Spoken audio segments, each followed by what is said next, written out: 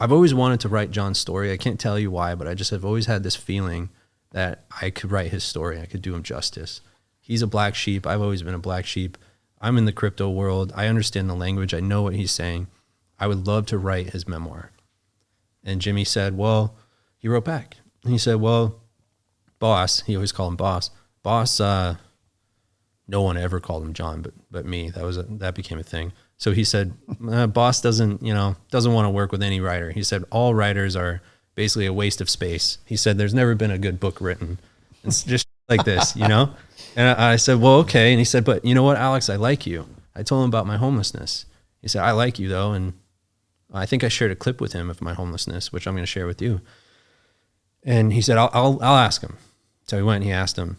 He talked to John, and John was like, I don't like writers, Jimmy. And Jimmy's like, I know. But, this guy's different. He's interesting. He's sort of similar to you. And John said, nah, I don't want to. And then Jimmy showed him a clip. I believe that he showed him a clip of my homeless documentary. I shared with Jimmy with a private password. And John said, okay, bring him here Tuesday. And Jimmy was like, what? And John was like, bring him here Tuesday or he basically doesn't exist to me. That's what John was. He was an absolutist. Just didn't matter where in the world I was. I had to be there within 48 hours, less actually. I was moving with my partner at the time into a new place because we had to move like every 6 months on the island because of the vacation season and stuff. So I was just moving to a new place. We had 2 more days to move. And I was like, Jimmy came back to me. He said, Alex, I have no idea why. I think it was the homelessness thing, but he wants to meet you on Tuesday. I said, oh shit. Okay. Well, can it be Wednesday? I'm moving and I'll be done by Wednesday morning, Tuesday evening. And he said, nope. If you don't get here on Tuesday, the deal's off. And I had to bring that to my partner at the time. I was like, babe, this is like the opportunity of a lifetime. It's John McAfee. And she's like, the murderer? I'm like, no, I don't think he did it. Allegedly. And she's like, why do you want to go hang out with a murderer? And I was like, hey, I don't know if he murdered the guy. That's my job. I want to find out. Yeah. But we managed it with friends and movers, and I was there on Tuesday. Yeah. And how did that meeting go? It was very interesting. It was a very long, arduous journey because I showed up like 10 hours away, 12 hours away. They told me, fucking Jimmy, he said, hey man, fly into like Nashville or something like that. It was Nashville, I believe. And they were like 10 hours away from Nashville. And he said, well, I'll have a car there to pick you up, son. I said, okay, cool. Yeah. And then I called him. I was in Nashville. It was like 5:30 in the morning or something like that. 5:30, 6:30 in the morning. He was like, yeah, what is it? What is it? What do you want? I said, I'm in Nashville. And Jimmy's like, oh, great. Okay. I said, you said you guys were sending a car. Oh, fuck, Alex. I'm like, whoa, what? He's like, fuck, man, I'm so sorry. I'm so sorry, man. Like, I totally forgot about that. And I was like, oh shit. Okay. Where actually are you? I thought you guys were in Nashville. He's like, nah, man, we're like 10 hours away from Nashville. I was like, what? Why the fuck did you? Why did I fly here, man? He's like, oh, just rent a car. Oh, this is a snippet. I didn't have a driver's license because my mother tried to kill me in a fucking kamikaze mission. When she learned I was going to stop paying her bills, she almost crashed me into a tree going 100 miles an hour. She wanted to murder suicide me. So like that and a few car accidents before, I never got my license, I've never had drunk driving and never driven or anything. It used to be a DD when I was a teenager, but illegally. But yeah, so I said, Jimmy, I don't have a license. He was like, who the fuck doesn't have a license? Like, how old are you? I was like 25. And I said, he said, you can't rent a car. Okay. Get a bus. I said, yeah, I'll figure it out. Like, I got this. I'd been on like a red eye. I had no sleep whatsoever. In 24 hours, just moved my house. And now I had to go through all these hoops. I went on several buses and a taxi that drove me like an hour and a half to get to a bus, to get to another bus station, to go get dropped off over here, where ultimately my now dear friend Eric, who was the chef at the time, and he would write some of the tweets for John. He picked me up, and he said, so real nice guy, but he was fishing. He said, so Alex, like, what are you here for? And I got one instruction from Jimmy, which came from John. Do not fucking say why you are here. Don't even say your last name. I said to Eric, not really allowed to disclose that. He said, oh, okay. Yeah, so where are you from? Like, you can't really talk about that. Like, okay, that's fine, man. That's fine. Yeah, what do you do for work, man? Anyway, and he was like real coy about it, you know? These weren't rapid fire. It would happen like, he would insert them randomly. Yeah. I'm like, this motherfucker. Yeah, this motherfucker trying to break me here. Yeah. No, I didn't give it up. Yeah. I showed up at the house. It was a whole operation, this big mansion at the end of a cul-de-sac in Tennessee, right on a river. And I show up and all these people working. There's the war room, this huge long table, and people with papers, all this crypto shit, phone calls, international phone calls, everything happening, tons of people. I was like, damn, this is a whole operation. It's like the founding of Facebook or something, you know? And everyone who talked to me, hey, what's your name? Alex. Cool, yeah, what are you doing here? I'm not allowed to talk about it. Oh, that's fine, that's all right, you know. What do you do for work? Not allowed to talk. Do you think that he instructed them to ask you to try to see if you'd... He did. Yeah. That's exactly what he did. Yeah. He was a master, like... manipulator. Exactly, and that's what he did to see if I could keep a secret. Yeah. And I did. Jimmy told me the next day, he was like, that's so good, man, because you failed that fucking test, we would put you right on the next bus. And I was like, oh, thanks. Not even a car. And not even a car. So Fuck, man. I met John that night. What was the first thing that he said to you? He said, you must be the writer. Yeah, it was just us. Everyone had gone to bed in their various rooms and stuff. And I was always like, hey, where's John? He had this like reinforced steel electronic door to his bedroom. It's like bomb-proof and shit. He'd just been hiding out in there, probably watching and listening to me on the cameras the whole day. I was exhausted. I hadn't slept in like almost 2 days now. And Jimmy's like, you want a Glenfiddich? You want a scotch? I was like, yeah, if you'll have one. He had one, didn't take more than one sip and left it there. And he went away and do something. And everyone was in bed. And I was just sitting there watching TV. It was ironic. I was watching Cops. So ironic to think of now.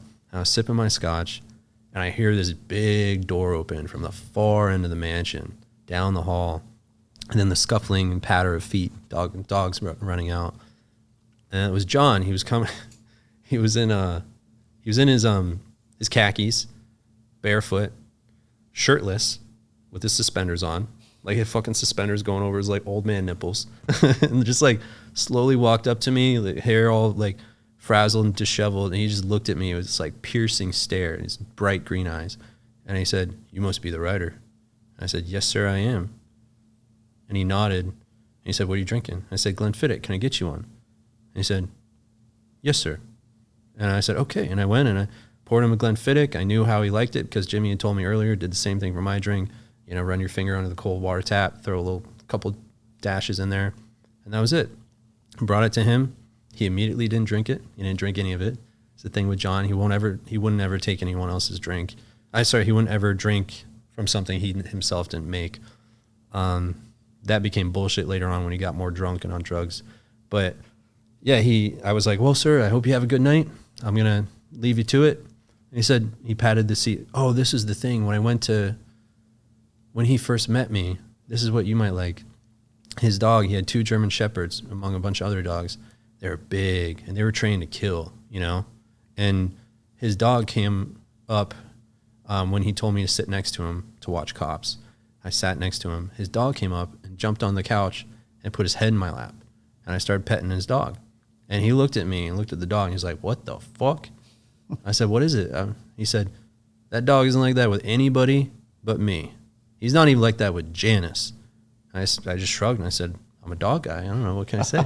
You know? And we sat there and we watched Cops. And by the end of it, the night, I was so tired. I excused myself. I said I had to go to bed. And he said, do me a favor. I said, yeah, what's that? He said, don't write shit. I said, okay, yes, sir, I will not write shit. And I went to bed. During Cops, were you guys casually bullshitting? Was he testing you? Was it like, how serious was the conversation? Not serious at all. Just total bullshitting? Not even bullshitting. He was largely just silent watching Cops. He was, he did ask me. He was very polite, like Southern hospitality. He said, did you make it here okay? I said, yeah, I did. And he was like, okay, cool. No issues with the travel? I said, no, sir. Lied. Yeah. And he said, okay, good. Did you get fed? Did they give you some dinner? And I said, yeah, they did. They didn't. And that was pretty much it. And he laughed. I remember his laugh was uproarious. It was like contagious. Like he's like, that dumb motherfucker, it got arrested. And it's like so ironic because several years later that would be him. Yeah. You know? So you go to bed, you get up the next day. What was the overall gist of like how that project went? Did you spend a bunch of time with him? Did you go back and like, how was the correspondence? Jimmy told me right from the start the next day that in order for this to work, Jimmy had to be present at all times, the whole time. Anytime I was with John or interviewing, Jimmy needed to be there. He said, never ask about his daughter. Never, or you'll be fired. And I didn't really understand why he wanted that. But now in hindsight, I think it was to protect me in case I said or asked the wrong thing. Jimmy wanted to steer the conversation or like nudge me, which he did a few times. But then I started not listening to Jimmy and just doing it anyway because the story's there, whether Jimmy's around or not. I have to get it. So that week it was very busy, a lot of people in and out of that house. And I started interviewing John. You know, I started asking him questions about Belize, about the women, you know, the girls, I should say, from Belize, you know, about why are you so paranoid? Do you really think that the cartel is after you or the government or something? And he was cagey at first, but he did give me information. And he started warming up to me on that trip. And that's what that was all about, was starting to get the framework and the foundation of his life story. How long were you there for? Like a week. A week. Mm-hmm. And then you went back, started writing. Did you go back and forth periodically? Oh, yeah, a bunch of times, yep. Yeah. Went back and forth wherever he'd be. I went back a couple times to the Tennessee home, and then I remember I got this voicemail from him one day. He was like, "Hello, son. I want," or he called me sir. Later, he started calling me son. He said, "Hello, sir. I want you to be here. I'm having a sex change operation, and I need you to witness it." I was like, I couldn't tell if he's serious or not, you know? Yeah. He was joking, but he would leave me weird voicemails like that. And I was writing a book proposal so I could pitch it to my agent. I did. I pitched it to the agent. The agent was like, "This is incredible. I think we could get a 6 to 7 figure book deal, Alex." I was like, holy shit. For the McAfee story? The McAfee project. Did he offer you anything up front, or just he just said he would allow you to do it? That's it. Wow. 50-50. It's a big gamble. It was a big gamble, especially when I said 50-50, and Jimmy was like, "Whoa, man, that's a lot. I don't know if he's going to give you 50." And I said, "Jimmy, I'm putting my own money and my own time into this, and it could fail," which it did. And I'm good at what I do. That's why you wanted to hire me. I said, across the industry, the rule for spec projects and collaborative projects like this is 50-50 split. I write the book about the subject. He doesn't write at all. I said he did 50% of the work by being born. I did the other 50% by writing his book. Yeah. So that's all I'm going to accept. And I was like low key, like, oh fuck, they're going to say no. They're going to say no. Yeah. And John said, "No, that's ballsy." Okay, sure. 50-50. So your agent is pretty stoked on it. Mm-hmm. Yeah. Then what ended up happening? Everything went south, you know. How so? Just because of John's behavior, or? Yeah. So that tanked the whole thing, him doing what he did? Yeah. I'll tell you what tanked the whole thing.